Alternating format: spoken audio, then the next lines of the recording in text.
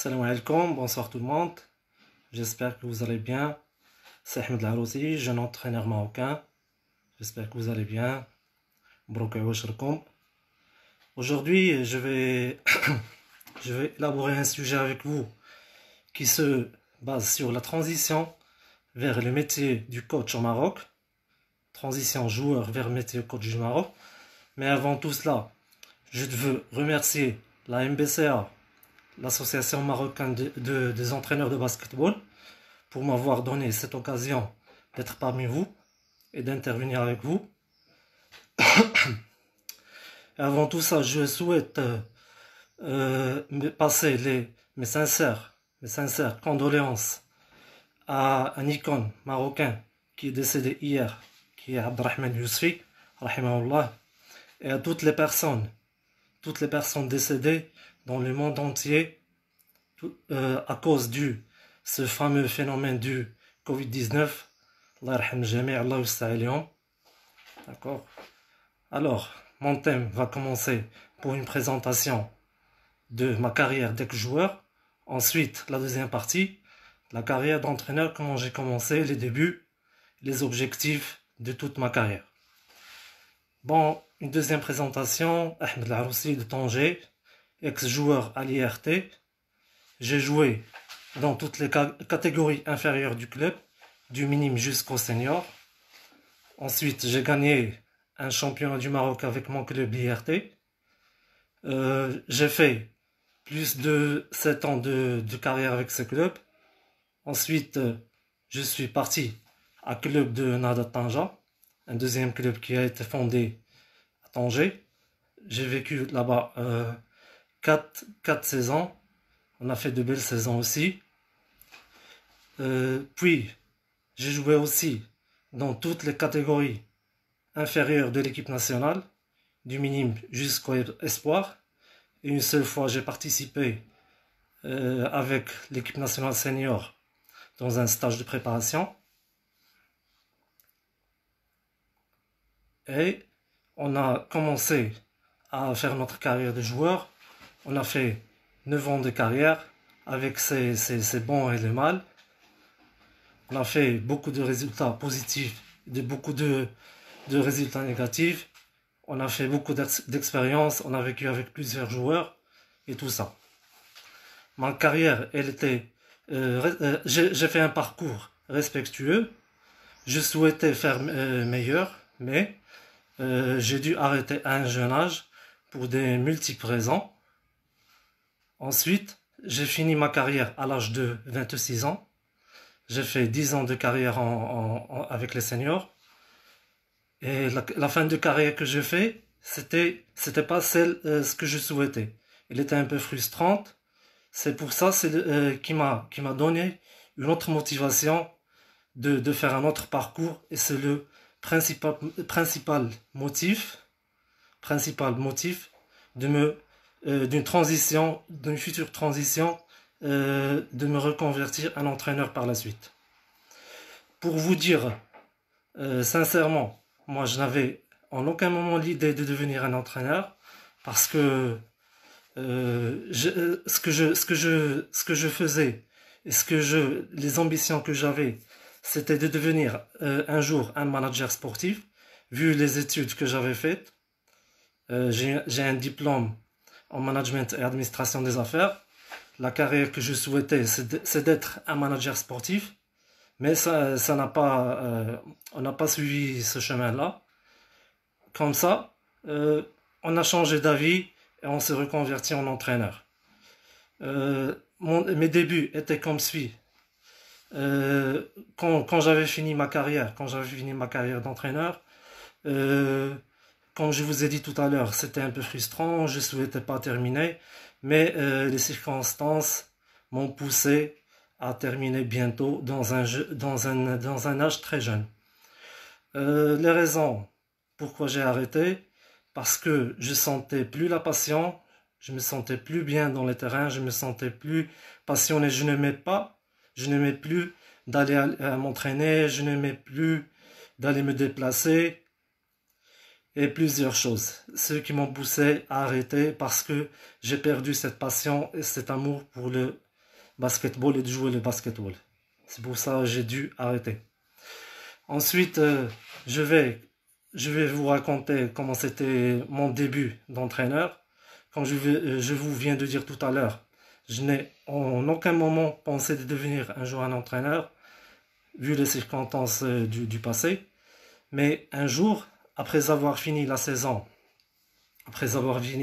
avec Nada Tanja, j'ai fait un break, j'ai fait un repos, je me suis bien reposé et je voulais oublier un petit peu le basketball. Et c'est ce que je fais au début.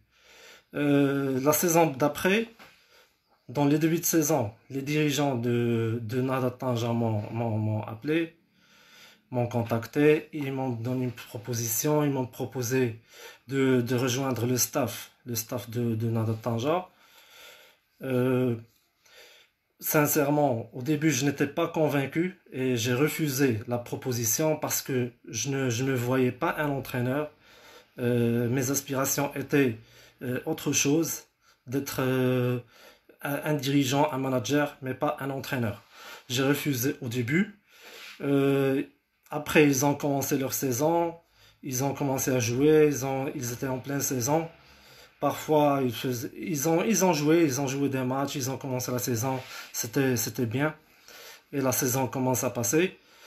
Donc, quelques mois après, j'ai reçu un appel de l'entraîneur premier qui était à l'époque de Nada, c'est Monsieur Qajaj. C'est lui qui m'a contacté personnellement.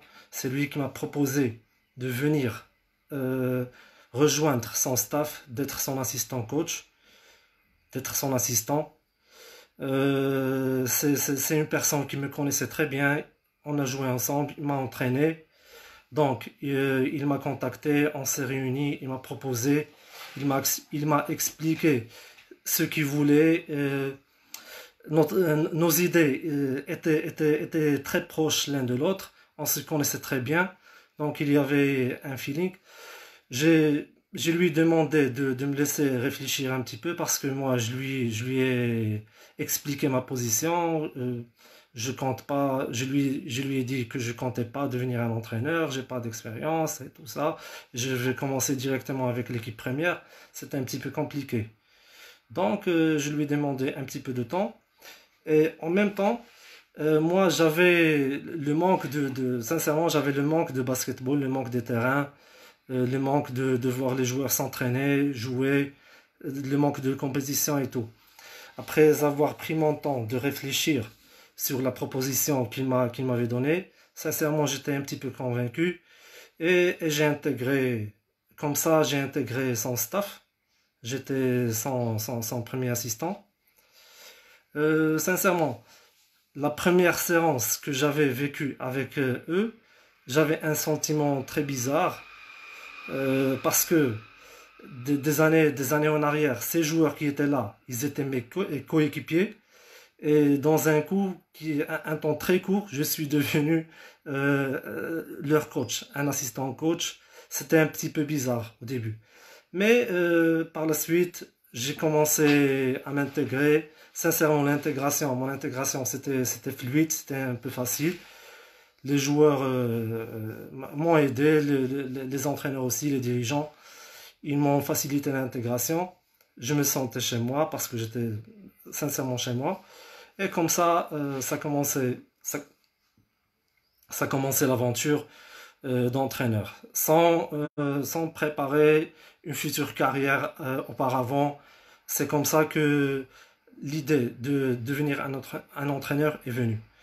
Pour la première année, comment dirais-je, euh, le début était un petit peu difficile parce que je comptais pas sincèrement suivre ce chemin. Et après avoir réfléchi, comme ça, j'ai accepté, j'ai commencé. J'ai eu une deuxième réunion avec le coach. Il m'a expliqué, après avoir accepté bien sûr la proposition, il m'a expliqué ce qu'il voulait de moi, ce qu'il attendait de moi, euh, les tâches et les missions que je devais faire. Mais quand il m'avait expliqué tout ça, moi j'étais au courant parce que j'ai eu un parcours respectable en tant que joueur. Donc j'ai vécu plusieurs entraîneurs, j'ai côtoyé plusieurs joueurs et entraîneurs adjoints. Donc je comprenais plus ou moins ce qu'ils voulaient. Et l'idée, elle est passée très très très rapidement et d'une manière très fluide. Bon, au début, l'émission qui m'avait accordé, pardon, c'était d'observer au début, d'observer les séances d'entraînement, de, de voir comment ils géraient les séances. Les premières semaines, c'était comme ça. C'est l'observation pour m'habituer, pour prendre les repères d'un entraîneur. Parce que même on dit que les joueurs, ils cherchent leurs repères et les entraîneurs aussi. Les entraîneurs aussi cherchent leurs repères. Donc, comme je vous ai dit au début, les premières séances, c'était juste pour observer. Moi, je le considérais comme un stage pour me préparer pour le futur proche. Comme je disais, il m'a donné des missions et des tâches.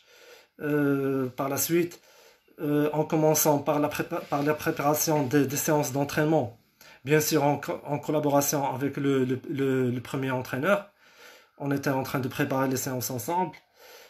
Comme ça, je commence à m'habituer comment préparer les séances avant et comment les mettre en place. Ensuite, après avoir m'habitué aussi durant les mois, il m'a donné la tâche de mettre en place, de prendre la première partie de l'entraînement, de gérer la première partie de l'entraînement, de mettre des exercices d'échauffement, de gérer le joueur pendant la première partie de l'entraînement, de mettre des exercices spécialement d'échauffement et tout ce qui concernait ça. Par la suite, c'est lui qui prenait son rôle. Il passait à la partie technique et tactique. C'est comme ça on travaillait. Aussi, d'autres tâches que j'ai qu'on m'a concédé par la suite aussi, c'était du scouting. Le moment de la compétition, quand on avait des matchs, on recevait des vidéos de nos adversaires, on préparait les matchs. Je faisais des scouting pendant les matchs, si on a l'occasion de le faire, de visionner les adversaires et faire nos rapports et de le transmettre pour étudier les points faibles et les points forts de nos adversaires et les nôtres aussi. Les statistiques aussi pendant les matchs. J'avais la mission de faire les statistiques pendant les matchs et de faire mes observations aussi. Et une dernière chose, c'était aussi la rédaction des rapports. Après chaque match ou après chaque cycle de la saison, trimestriel où on faisait des rapports sur notre équipe, les rapports du match aussi, etc. On a vécu une très belle saison cette année-là. J'ai appris beaucoup de choses. Sincèrement, j'avais appris beaucoup de choses en côtoyant des joueurs de haut niveau, des joueurs qui étaient des internationales, des joueurs de l'équipe nationale, des joueurs vétérans qui avaient plusieurs années d'expérience, qui m'ont beaucoup aidé, comme j'avais dit tout à l'heure, à m'intégrer et tracer mon chemin. On a fait une belle saison, on a joué deux finales, une de Coupe de Trône et une de championnat. Notre parcours était bon. J'ai appris plusieurs choses, comment gérer les séances, comment préparer les séances, comment visionner les matchs, comment faire le scouting, comment faire des rapports. C'est comme ça, c'est comme ça comment j'ai commencé. C'était le début que j'avais fait. Ensuite, c'est ma première saison. En tant qu'adjoint, on a terminé la saison. La saison d'après, je suis resté avec le staff, je suis resté avec en tant qu'adjoint. On a voulu faire une saison meilleure. Pendant l'été, on passait tout l'été ensemble, en se contactant par téléphone ou en faisant des réunions en direct et tout, pour étudier la pré-saison, comment on va préparer la pré-saison. quels sont les besoins qu'on a pour se réunir aussi avec les dirigeants et voir et tracer les objectifs de la saison, pour voir les recrutements qu'on doit faire, etc. Donc on a vécu cette saison, on l'a passé un petit peu avec des hauts et des bas, moins bon que la saison précédente, à cause de plusieurs motifs. On avait beaucoup de choses à gérer. Voilà, excusez-moi s'il vous plaît, je prends un petit verre d'eau.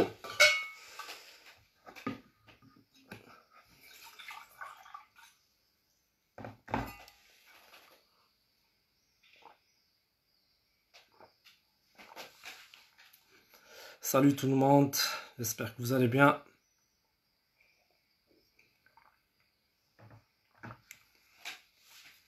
Alors, je vous ai dit, j'ai passé la deuxième saison.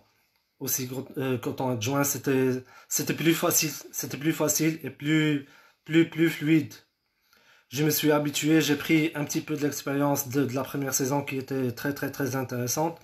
Donc, je me suis habitué à mes tâches et je n'ai pas trouvé de difficultés pendant la saison suivante. Comme je vous ai dit, cette saison on avait des difficultés, on a passé pas mal on a vécu pas mal de problèmes, pardon, on a vécu pas mal de problèmes, on devait gérer plusieurs choses. Euh, et cette année-là, même avec les bas qu'on avait vécu, j'ai appris beaucoup de choses aussi. J'ai appris beaucoup de choses. Comment gérer le facteur humain. Comment gérer le facteur humain avec le joueur, vis-à-vis le joueur. Parce que quand le joueur n'est pas à l'aise, il y a des joueurs qui le manifestent, il y a des joueurs qui le laissent pour eux-mêmes, mais ça se sentait.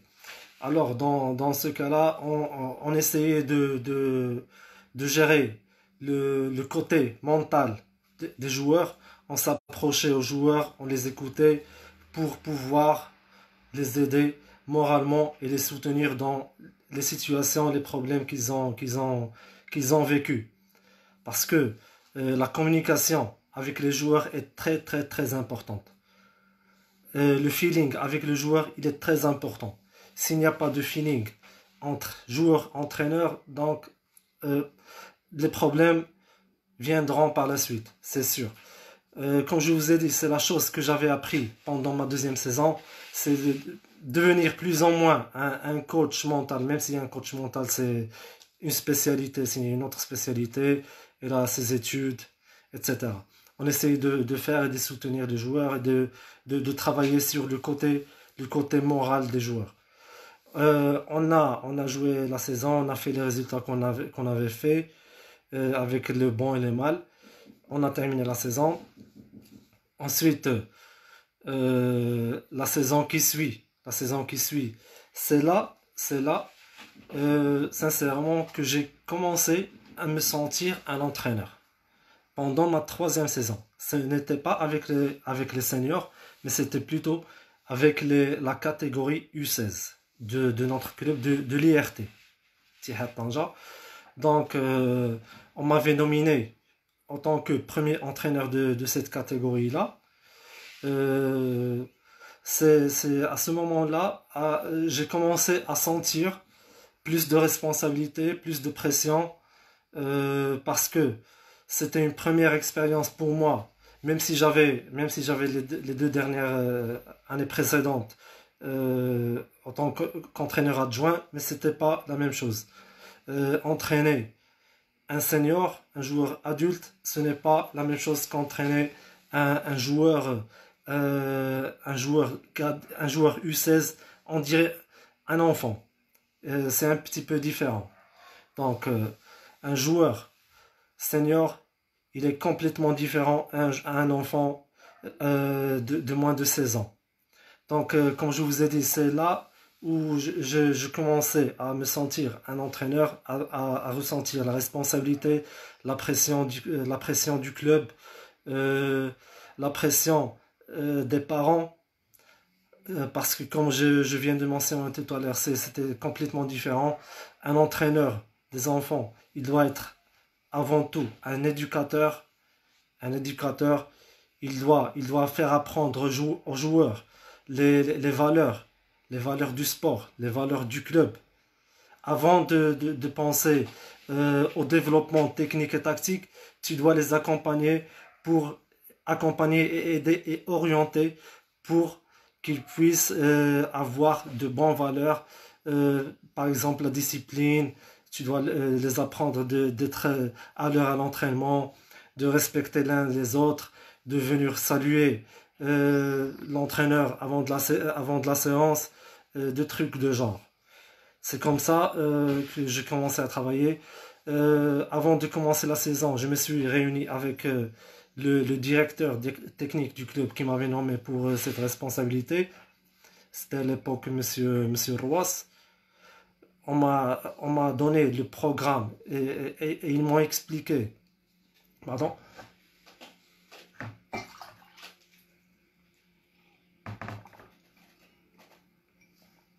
C'est un petit peu difficile de parler et ne pas interagir avec les autres.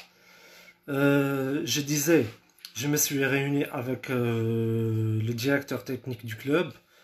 Donc, il m'avait expliqué ce qu'ils attendaient de moi, ce qu'ils voulaient. La stratégie du club, je la connais déjà. Donc, c'était mon club formateur, mon club mère. Donc, je connais très bien les valeurs du club. Ils n'ont pas nécessité beaucoup de temps pour m'expliquer les valeurs du club. Mais moi, je devais les transmettre à mes joueurs. On a fait une planification. On a reparti la saison en cycles, des macrocycles et des microcycles et mésocycles. Chaque cycle, qu'est-ce qu'on devait travailler? Chaque cycle, c'est quoi son objectif? Qu'est-ce qu'on veut de ce cycle-là, du deuxième et du troisième? Et on se fixait des objectifs pour la fin de saison. La fin de saison, on doit avoir des joueurs qui ont progressé techniquement, tactiquement et surtout aussi le côté de discipline et des valeurs,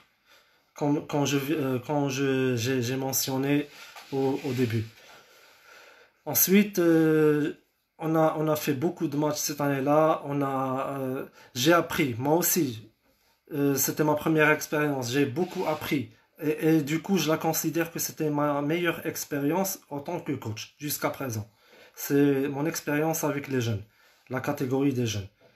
Parce que tu as des enfants devant toi, tu dois être un exemple pour eux, tu dois être un grand frère, tu dois être un leader pour les orienter. Et alhamdoulilah, je pense que j'ai réussi dans cette mission-là. Euh, la preuve, c'est jusqu'à aujourd'hui. Parfois, je reçois des messages de mes ex-joueurs qui avaient 16 ans à l'époque, 15 ans. Ils me remerciaient, ils m'ont dit que je les avais marqués dans une période de leur carrière, de leur vie, dans la vie personnelle avant la vie du sportif. Et ça fait chaud au cœur, ça fait vraiment plaisir parce que il travaillait avec amour, il venait à l'entraînement avec amour, et c'était la même chose aussi pour moi. C'est de faire, j'aimais ce que je faisais. Je partais à l'entraînement avec amour, avec passion. C'est pour ça on a pu avoir de bons moments ensemble. J'ai passé 2 ans avec cette catégorie-là. Comme j'ai dit, j'ai appris beaucoup de choses. Euh, j'ai appris à être moi-même, à prendre des décisions, à gérer la responsabilité, à gérer la pression, même si on n'avait pas la pression des résultats comme les seniors, mais c'est un autre genre de pression. Tu dois être à la hauteur du club qui t'a fait confiance de gérer ses joueurs. Tu dois être à la hauteur des parents, des joueurs qui ont laissé ses enfants s'entraîner avec vous. Donc, vous devez être un exemple. On doit être un exemple pour ces joueurs-là. Ensuite, après ces 2 dernières années, plutôt les années que j'ai passées avec les U16, euh, j'ai arrêté parce que j'avais d'autres ambitions. Je voulais progresser un petit peu dans ma carrière. J'ai eu un appel des dirigeants d'un nouveau club qui s'est fondé à Tanger, le club de MTB, Mej Tanja, récemment fondé à Tanger. Donc j'ai reçu l'appel de leurs dirigeants. Euh, on on s'est réunis, on a parlé, on a discuté. On m'a expliqué leur projet. On m'a voulu recruter en tant qu'entraîneur adjoint de cette équipe-là. J'ai commencé en tant qu'entraîneur adjoint de Monsieur Etmen Dugdug. On a fait aussi une très belle saison. Euh, Cette expérience-là, elle était aussi très importante pour moi. Euh, j'ai appris beaucoup de choses aussi parce que après chaque saison, chaque événement, on apprend des choses. Avec des différents entraîneurs, on apprend, des différents joueurs, on apprend. On continue toujours à apprendre. C'était un peu facile pour moi d'intégrer cette mission parce que je l'avais déjà fait auparavant. Et avec plus de pression, quand on était à l'IRT, on avait les pressions, la pression des résultats, la pression des objectifs. Et c'était la même chose dans ce club que j'avais intégré. Le jour où on s'est réunis, on m'a expliqué qu'est-ce qu'ils voulaient. Et ils m'ont exposé leur projet, qu'est-ce qu'ils attendaient. Euh, un projet plein d'ambition. Donc, j'étais entraîneur adjoint avec Monsieur Dugdug. On a fait la saison qu'on avait fait. On a été sacré champion du Maroc de troisième division à la fin de saison, sans aucune défaite. Euh, et c'est conclu comme ça. C'est conclu comme ça. La saison d'après, la saison qui suit, c'était la saison précédente. Je suis resté dans le même club.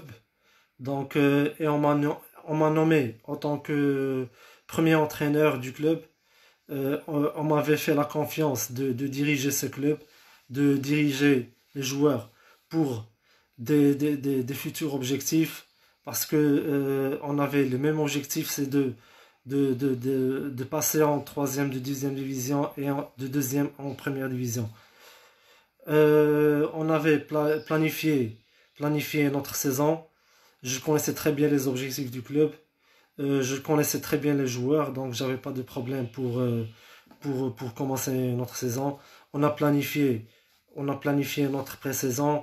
J'avais choisi le staff avec lequel je vais travailler. On a fait notre pré-saison. On a commencé à s'entraîner. Euh, on a commencé à s'entraîner. On a commencé notre saison par la suite. On a commencé la compétition. On a joué 2 matchs, 5 ou 6 matchs. Et après, on a arrêté. Après tout ce qui s'est passé au Maroc, les entraîneurs au Maroc, ils le savent très bien. Le fameux arrêt qu'on ne devait pas faire. Mais tout s'est arrêté là. On a terminé la saison. Tout le monde est parti chez lui. Tout le monde, c'était l'été, on est resté toujours en contact avec les joueurs. Et la situation au Maroc, sincèrement, était encore un petit peu, euh, comment dirais-je, elle était encore un petit peu, elle n'était pas transparente. On savait pas ce qu'on allait, est-ce qu'on allait jouer, est-ce qu'on va pas jouer. Et tout ça, c'est un grand obstacle pour les entraîneurs. Quand tu n'as pas un programme devant toi, tu sais pas quand est-ce que tu vas commencer la compétition, c'est un grand obstacle pour les entraîneurs parce qu'ils ne savent pas qu'est-ce qu'il va préparer, comment il va préparer, euh, quand est-ce que la saison va commencer.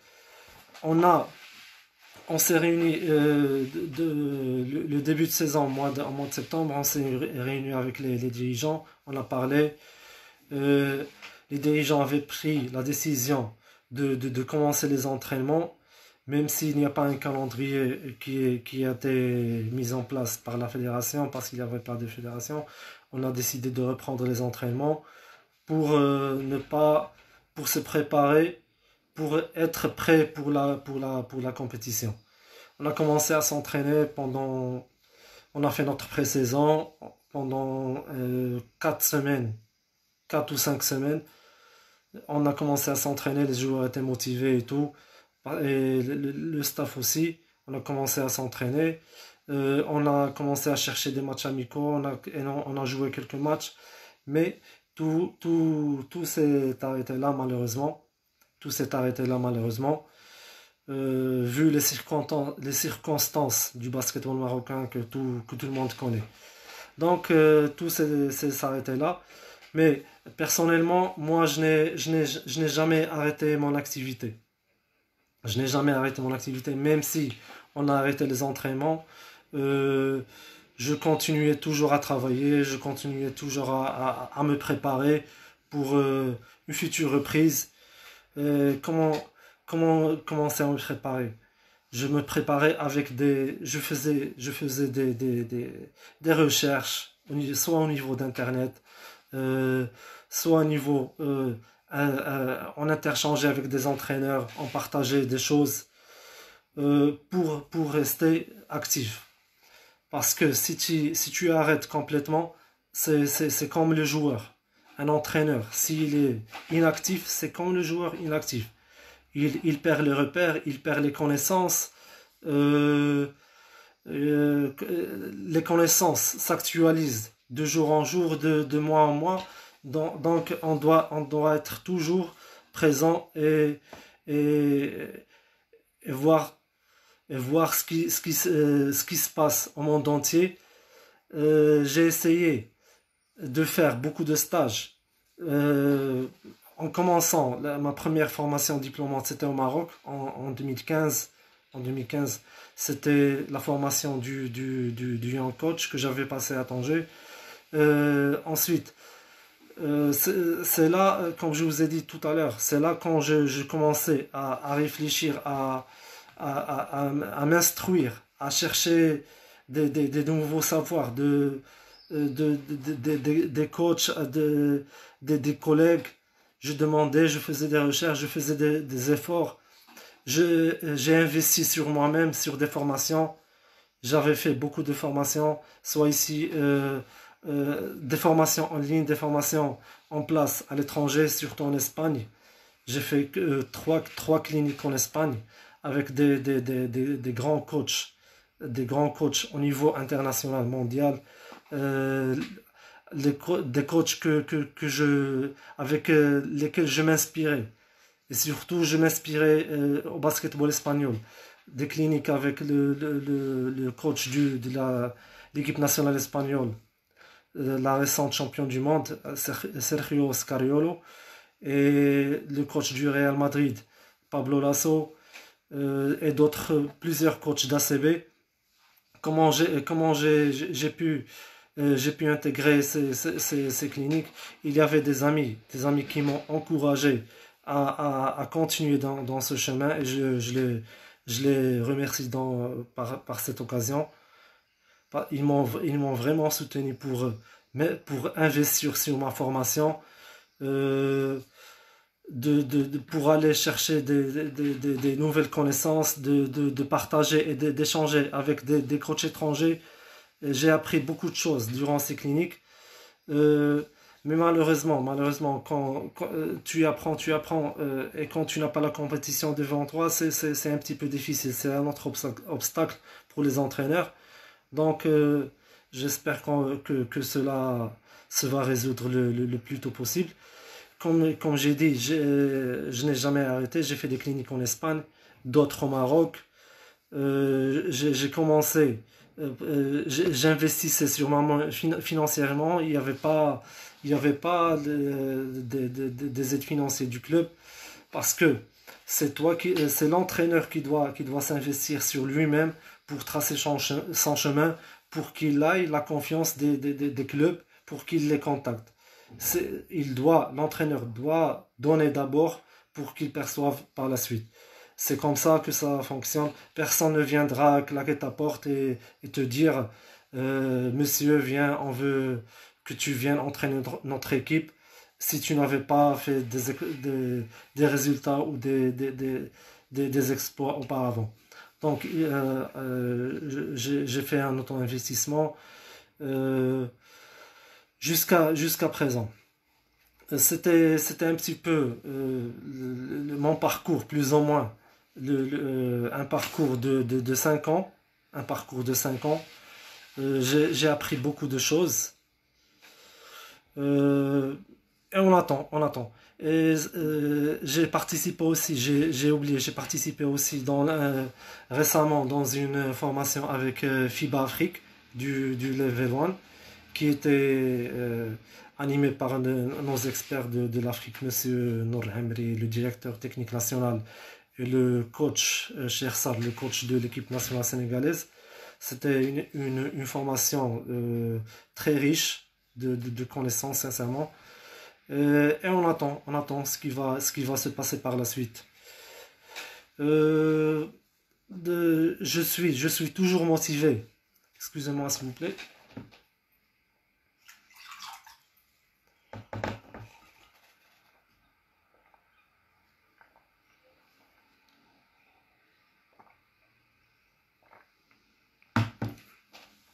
Je vous ai dit, pardon, je vous ai dit que je suis toujours motivé pour continuer dans cette carrière, continuer à progresser, à apprendre. Euh, je suis motivé à contribuer dans l'évolution nos jeunes joueurs, soit au Maroc, donner, donner parmi les ambitions que j'ai et les motivations que j'ai, c'est euh, dans chaque club où je fais mon travail, je laisse mon identification. Parce que un entraîneur qui laisse son identification dans le club, c'est un bon entraîneur. C'est, on s'inspire, bien sûr, on s'inspire avec des coachs, mais on ne doit pas faire le copier-coller. C'est bien de s'inspirer, d'avoir des idées à gauche, à droite, et faire et mettre en place sa propre identité. C'est parmi les ambitions et les motivations que j'ai. Euh, Comme j'ai dit, plus d'énergie dans mon travail.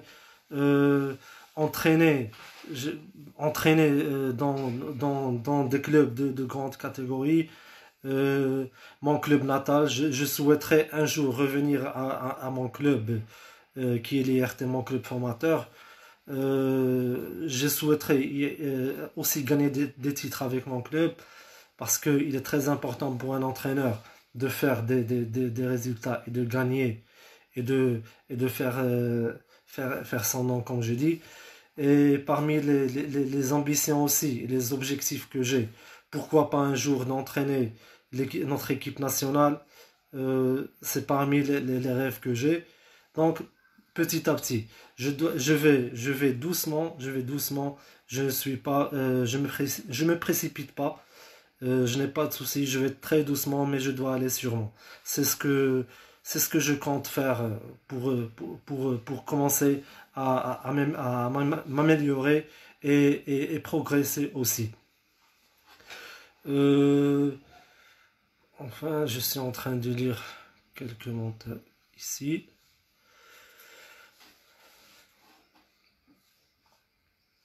C'est un petit peu compliqué de parler, de voir soi-même. Il n'y a personne devant toi pour interagir. Euh, J'aimerais bien aussi partager avec les jeunes entraîneurs marocains comme moi. Moi aussi, je suis jeune entraîneur marocain. J'apprends de mes collègues qui, qui, qui étaient nos vétérans du championnat marocain, ou soit au Maroc, soit à l'étranger. Donc, j'ai je dirais pas conseils, mais un partage. Je suis pas ici pour conseiller quelqu'un. Je veux partager quelques astuces pour aider mes collègues marocains, jeunes coachs marocains qui viennent de commencer aussi leur carrière. Euh, la première des choses, la première des choses qui est le facteur le plus important, c'est d'être passionné. La passion. Un entraîneur qui n'a pas de passion, c'est très rare qu'il va réussir dans son travail. La passion, c'est d'aimer ce qu'il fait, d'aimer d'aimer le travail qu'il fait. La passion est aller à l'entraînement avec amour. Tu aimes ce que tu fais. C'est un facteur plus important, très important. Être ambitieux, toujours être ambitieux, toujours continuer à apprendre, à progresser, à rechercher des informations, à savoir, à acquérir de nouvelles connaissances, être persévérant, ne jamais lâcher. Il faut toujours aller jusqu'au bout, faire confiance en soi. C'est aussi très important, faire confiance en soi. Si on fait pas confiance en soi, personne ne va faire confiance en nous.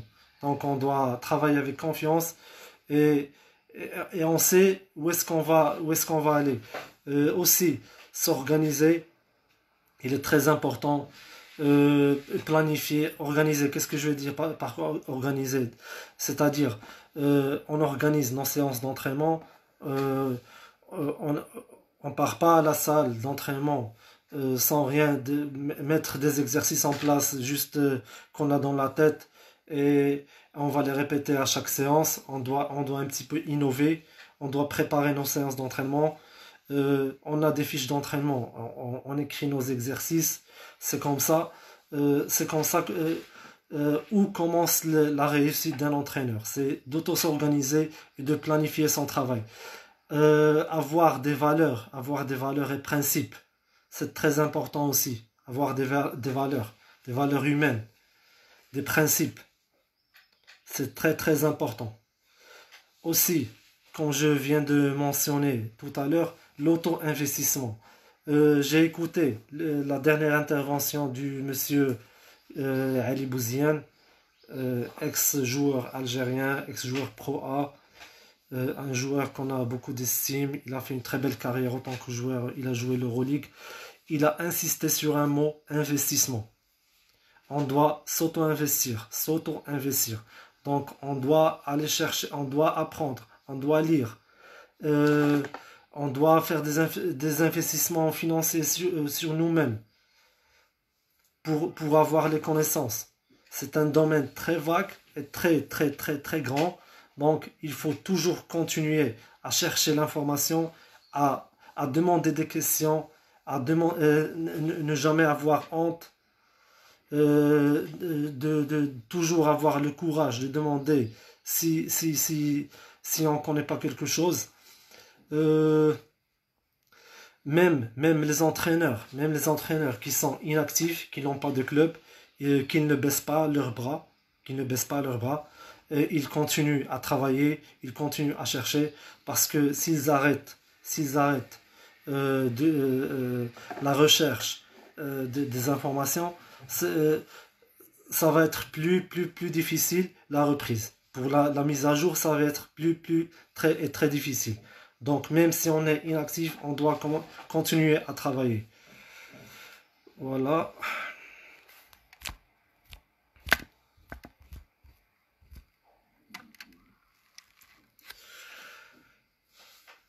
Si vous avez des questions, si vous voulez donner votre point de vue sur quelque chose,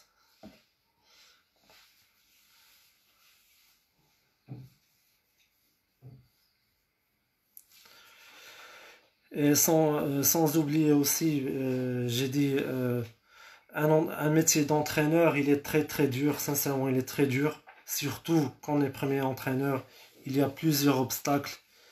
Euh, Parmi les obstacles et les inconvénients, c'est que l'entraîneur, il est toujours condamné avec les résultats, avec sa performance. Donc, il y a des joueurs qui travaillent dur, qui font beaucoup d'efforts, et les résultats n'accompagnent pas. Donc, c'est un peu dur. Donc, c'est un peu compliqué pour les entraîneurs. Après tous les efforts qu'ils ont faits, ils n'obtiennent pas les résultats souhaitables. Aussi, euh, parfois, on est dans des clubs qui n'ont pas des ressources financières. Donc, ça, ça freine un petit peu le travail d'entraîneur, surtout quand on est entraîneur d'une équipe senior. Donc, les ressources financières sont très importantes et que les entraîneurs ne peuvent pas gérer. Aussi, parfois, on trouve un manque de feeling, un manque de communication avec les dirigeants. Le courant ne passe pas d'une manière très fluide et ça peut causer des problèmes. Donc, il faut être calme et il faut être euh, très calme, comme j'ai dit, pour savoir gérer ces situations-là.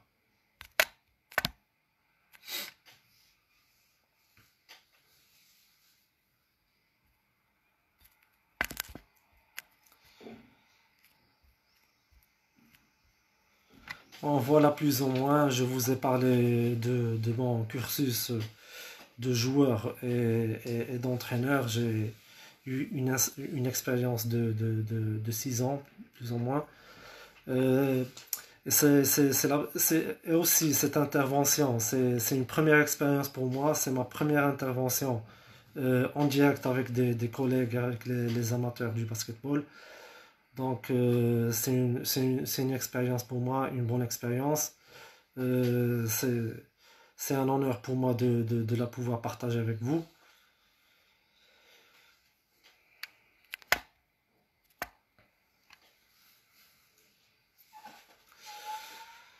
Alors je suis en train d'attendre des questions.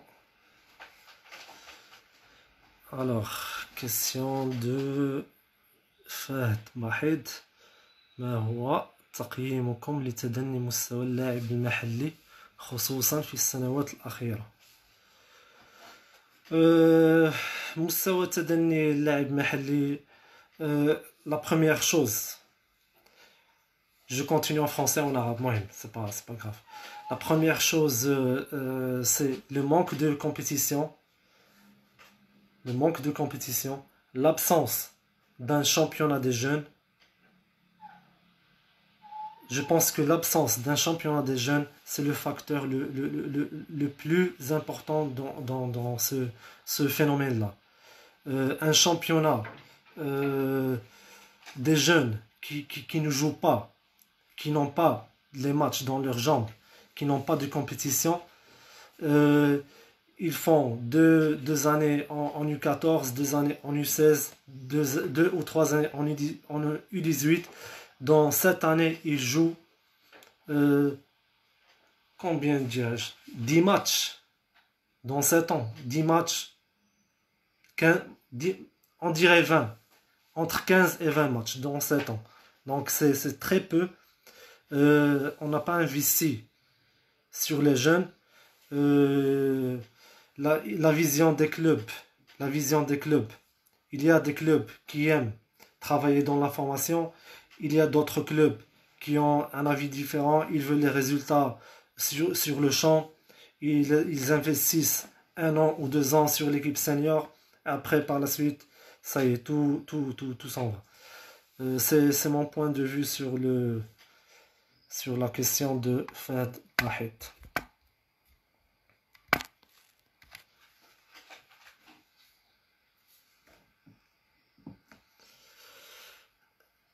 Ahmed, Ahmed, Ahmed Lattawi, quels sont les problèmes et les difficultés que vous avez rencontrés vis-à-vis les clubs, les joueurs et les staffs? Comme j'ai dit, les problèmes qu'on peut avoir dans les clubs, mais vous parlez des seniors ou des jeunes? Je vais parler de mon expérience personnelle. Alhamdoulilah, pour moi-même, J'ai travaillé en tant qu'adjoint et j'ai travaillé en tant que premier entraîneur. J'avais un staff derrière moi. Je n'ai jamais eu des problèmes avec mon staff. Euh, Parce que on fait beaucoup de réunions, soit des réunions téléphoniques, soit des réunions euh, réelles sur place. On échange. Je suis toujours pour la communication parce que c'est un facteur très important. Euh, oui, un entraîneur peut avoir des problèmes avec les joueurs, mais il doit savoir que c'est l'entraîneur qui est responsable de toute situation qui se passe dans son équipe. C'est lui qui doit maîtriser ce qu'il fait. Il doit bien gérer ses joueurs. Il doit être toujours prêt et proche du joueur pour qu'il ne pour qu'il évite de tomber avec des problèmes avec des joueurs. Donc, moi, personnellement, j'essaie d'organiser des réunions durant la saison, des réunions individuelles, des réunions collectives avec mes joueurs. Je communique avec eux. Je fais une réunion en début de saison.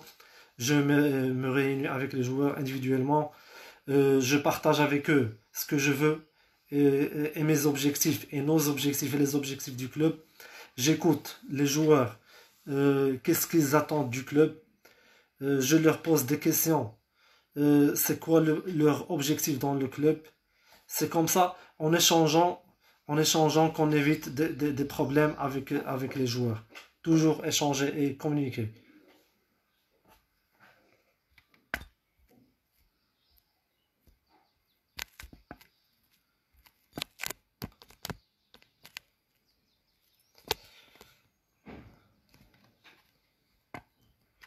Merci les amis. Amin ya Rabbi. Ahmed Qajjaj, quels sont les critères d'un bon entraîneur? Comme je viens de mentionner tout à l'heure, un bon entraîneur, les critères d'un bon entraîneur, la première chose, c'est qu'il doit avoir des principes, des valeurs. Euh, il doit planifier et s'organiser dans son travail. C'est un facteur plus important.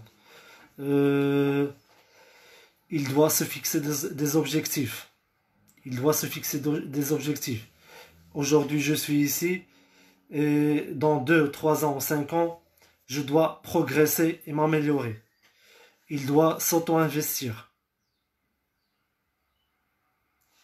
Il doit s'auto-investir dans des formations pour continuer à apprendre et à s'améliorer. Tout ça, ces facteurs sont très importants pour des critères pour un bon entraîneur. Aziz, s'il y a d'autres questions, on peut faire, on, on peut faire une planification annuelle au Maroc. Malheureusement, de ce qu'on a vécu dernièrement, c'est impossible de le faire parce on n'a pas un calendrier fixe durant toute la saison comme les championnats européens et les championnats professionnels plutôt. On n'a pas, l'entraîneur ne peut pas faire une planification annuelle. Euh, c'est un inconvénient pour l'entraîneur marocain. On espère que cela se va régler. Inch'Allah, on a toute confiance dans les gestionnaires, la commission qui est en train de gérer le basketball national maintenant, pour le bien, Inch'Allah. On espère et on souhaite de résoudre plusieurs problèmes, et parmi ces problèmes, c'est d'avoir un calendrier fixe du championnat. Ismaël Mhamdi, la planification dépend de l'objectif du comité. Oui, bien sûr, oui. Euh, quand un club te recrute, euh, il te dit, voilà ce qu'on veut, voilà notre objectif. Donc, toi, tu travailles sur un projet, tu présentes ton projet et comme ça vous échangez et comme ça vous pouvez vous mettre d'accord sur la planification de la saison. Oui, vous avez raison, selon l'objectif du club.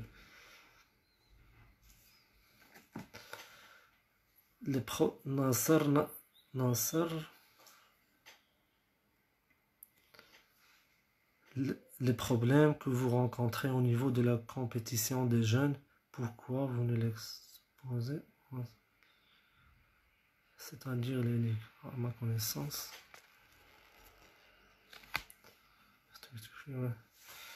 Oui, oui, Nasser, vous avez raison, mais c'est pas à moi de mentionner ce problème dans l'Assemblée générale parce que moi je suis un entraîneur et non pas un dirigeant. J'ai pas le droit d'assister à une Assemblée générale des dirigeants pour traiter ce problème. Vous avez raison. Driss Rifai. C'est Driss, un entraîneur qui m'a entraîné dans ma première année dans le club de l'IRT. Salam Sidris. Comment peut-on nous comporter avec les joueurs en tant qu'entraîneur lorsque les dirigeants ne font pas face aux besoins du club? Sidris, j'avais mentionné ce problème dans le début de mon intervention. Et parmi ces obstacles, c'est ce que tu viens de mentionner. L'entraîneur, il est, comment dirais-je, le miroir du joueur. Il doit gérer parce que c'est lui le premier responsable technique du club. Donc, on a subi ces situations-là.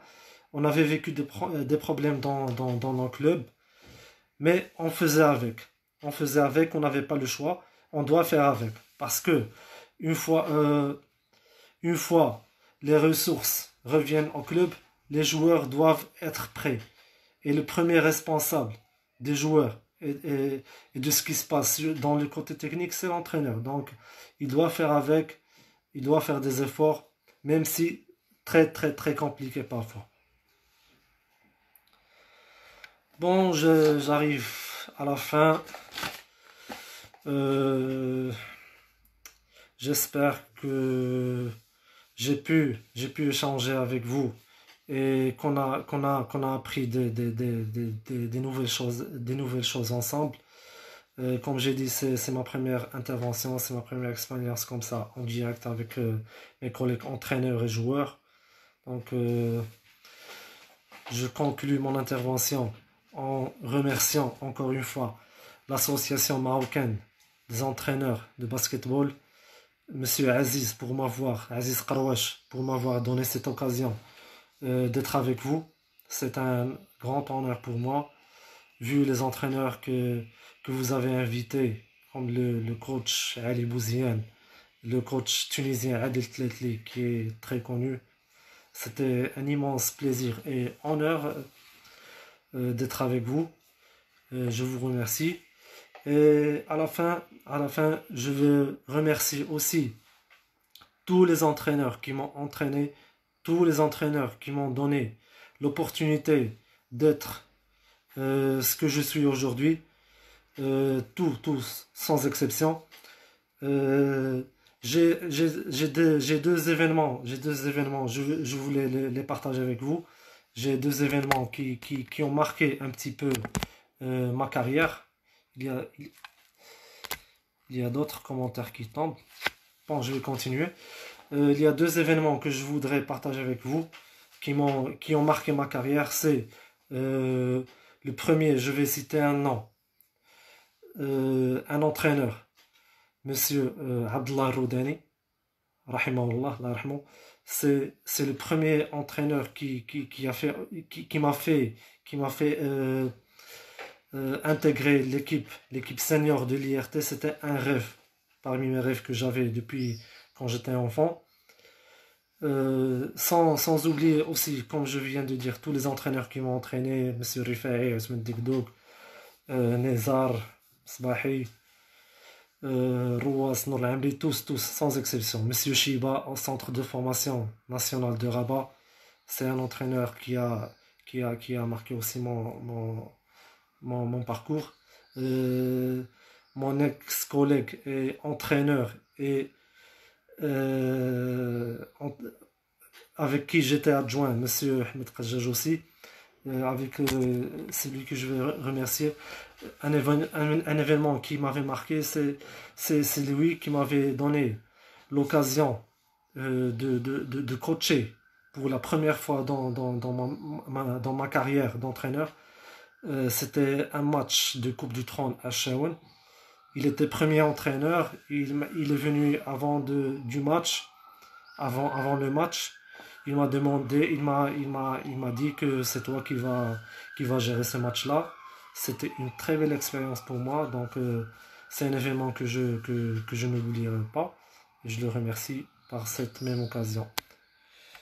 Je vais dire d'autres commentaires.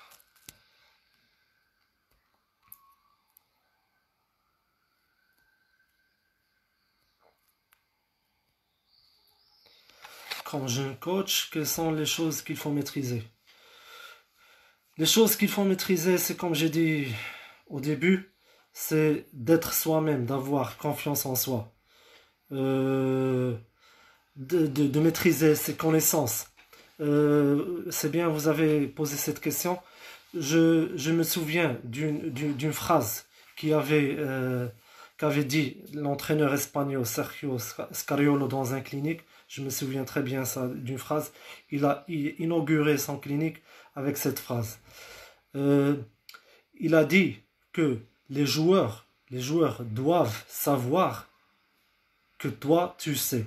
Les joueurs doivent savoir que toi tu sais. Donc, si les joueurs sont très intelligents, s'ils voient que l'entraîneur il maîtrise euh, ce qu'il travaille, ils vont y croire en lui. Ils vont y croire. Mais si, par exemple, il fait du copier-coller, il va sur YouTube mettre des exercices, et il ne sait pas son objectif, il sait pas l'objectif de l'exercice, donc il va trouver des difficultés.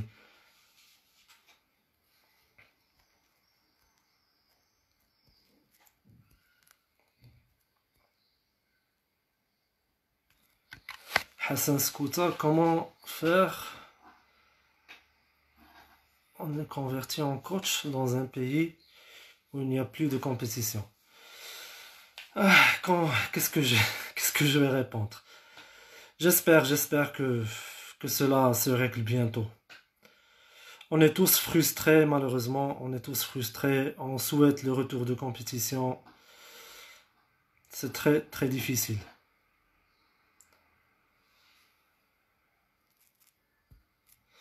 Bon, sur ce, vous remercie pour votre attention et à très très bientôt. Merci beaucoup.